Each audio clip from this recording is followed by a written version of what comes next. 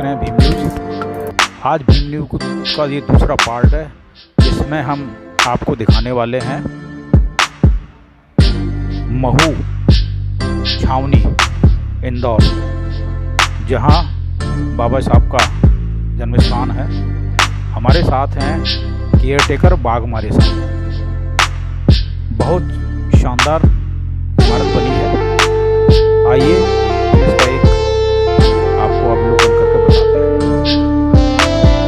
ये जो सामने आप चित्र देख रहे हैं,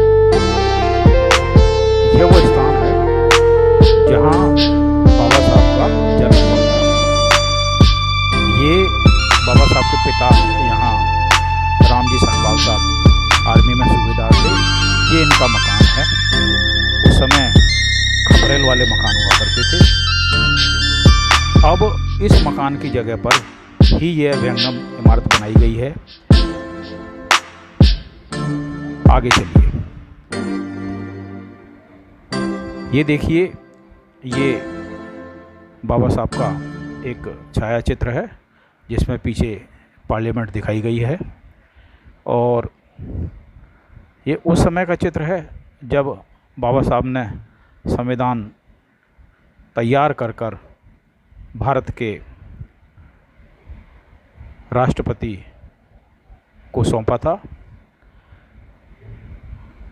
ये नीचे जो आप देख रहे हैं, ये चैत्य भूमि है। और ये जो आप देख रहे हैं, ये एक विश्वविद्यालय है जो बाबा साहब ने बड़ौदा दरबार के उससे स्कॉलरशिप लेने के बाद बनवाया था। ये बाबा साहब का भारत रत्न, जो भारत सरकार द्वारा दी गई उपाधि है। ये ओरिजिनल उपाधि सिम्बोसिस पुणे में है। माई साहब अम्बेडकर, जो कि बाबा साहब की दूसरी पत्नी थी, उन्होंने इसे अपनी एक सहेली है जो सिम्बोसिस में डायरेक्टर थी, उनको संभालने के लिए दिया हुआ है। और ये आज भी आप सिम्बोसिस नासिक में आप इसको देख सकते हैं। आइए देखिए, ये एक बाबा साहब का पोर्ट्रेट है, जिसमें बाबा साहब बैठे हुए हैं और उनके साथ उनकी पत्नी माँ साहब रमाबाई अम्बेडकर साहब खड़ी हैं।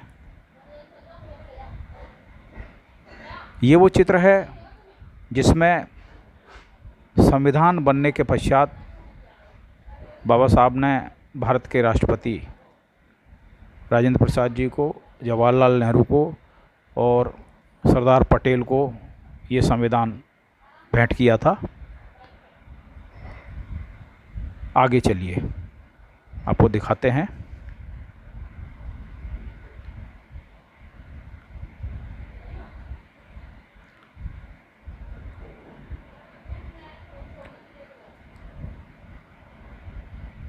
इसमें मौलाना अबुल कलाम आज़ाद साहब, जो कि उस समय के शिक्षा मंत्री थे, वो भी साथ में खड़े हुए हैं।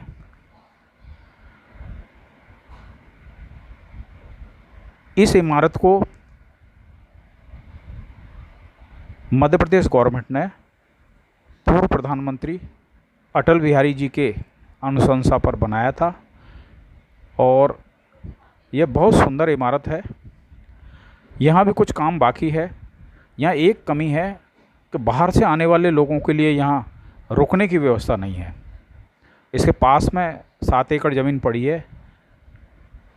इस ट्रस्ट ने मांग की है कि उस ज़मीन में यहाँ लोगों के रुकने की व्यवस्था के लिए भवन बनवाए जाएं, जिससे कि बाहर से आने वाले लोग रात को यहाँ रुक सकते हैं।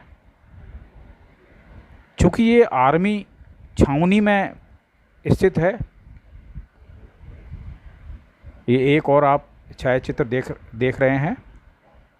बाबा साहब ने अपनी वसीयत के रूप में लॉर्ड बुद्धा एंड हिज धम्मा, ये किताब समर्पित की थी बुद्ध अनुयायियों को।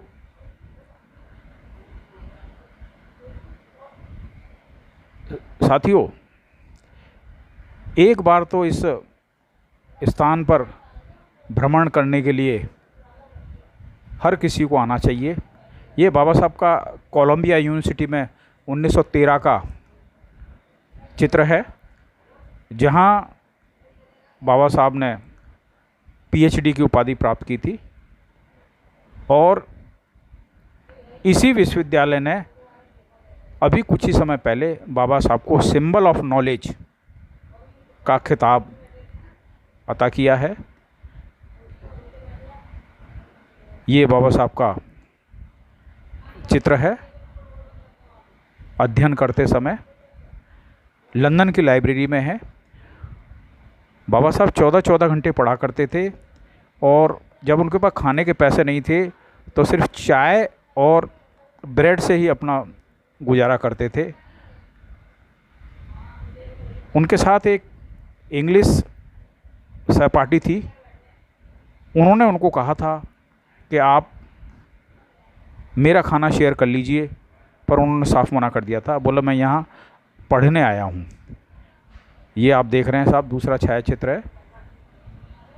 ये एक महाविद्यालय है जिसका कि बाबा साहब ने निर्माण कराया था।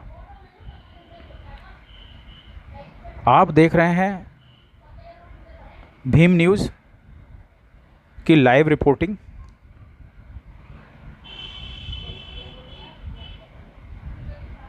और ये पूना पैक्ट समझौते का जो दृश्य है, बाबा साहब ने अपना मन मारकर आम के पेड़ के नीचे यरवदा जेल में पूना पैक्ट समझौता किया था,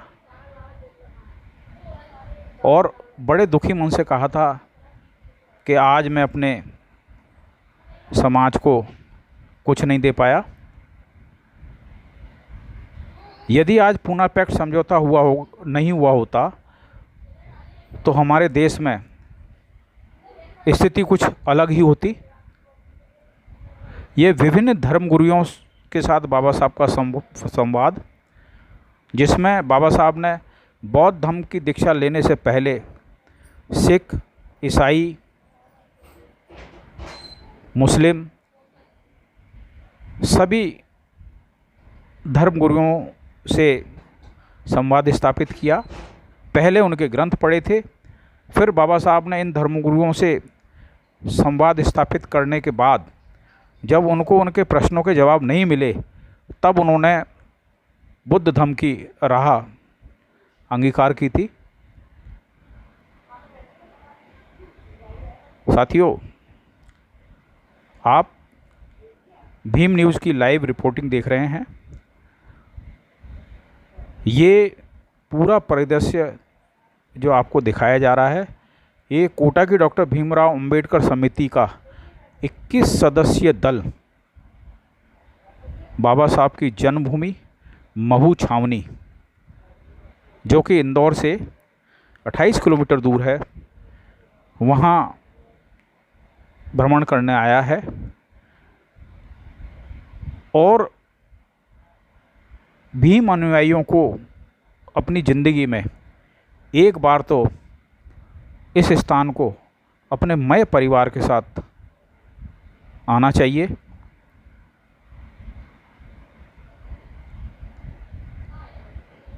आप ये देख रहे हैं, चतुर्थ विश्व बौद्ध सम्मेलन में बाबा साहब शरीक हुए थे, और यह नेपाल की राजधानी काठमांडू में हुआ था। ये आप जो देख रहे हैं, ये नेपाल की राजधानी काठमांडू में जो विश्व प्रथम बौद्ध धम्म सम्मेलन था, दुनिया भर से लोग वहाँ आए थे, और बाबा साहब ने भी अपना वहाँ व्याख्यान दिया था। ये मुंबई महाराष्ट्र में बाबा साहब ने अपने समय पर एक अखबार निकाला था, मूक नायक नाम से, क्योंकि उस समय दलित वर्ग के लोगों की आवाज़ उठाने वाला कोई समाचार का माध्यम नहीं था।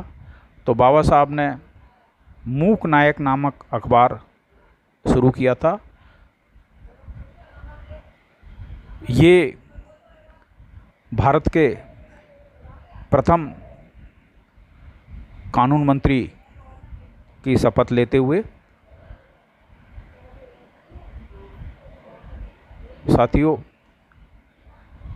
ये जो आप छायाचित्र देख रहे हैं, ये मुंबई के किसानों के हित में जो बाबा साहब ने कानून बनाया था उसके बारे में इसमें व्याख्या की गई है।